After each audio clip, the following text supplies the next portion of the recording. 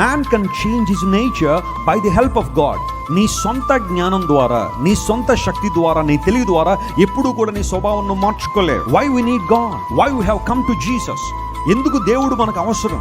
ఒక మానవునికి దేవుని అవసరత ఎందుకు ఉంది అంటే, మానవ స్వభావంలో ఏం రావాలి? మార్పు రావాలని దేవుడు కోరుతున్నాడు. ఈ మార్పును రాజులు ఇవ్వలేరు, రాజ్యాంగాలు ఇవ్వలేరు, పోలీసు వ్యవస్థలు ఇవ్వలేరు, జ్యుడిషియల్ డిపార్ట్మెంట్ ఇవ్వలేదు.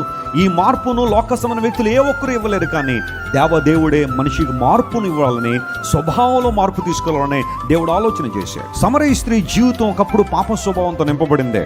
కానీ యేసుక్రీస్తు ప్రభుకి ఎన్కౌంటర్ జరిగినప్పుడు, ఆయనతో యేసుక్రీస్తు ప్రభువు ఆమెను దర్శించినప్పుడు ఆమె స్వభావంలో మార్పు వచ్చిందా లేదా?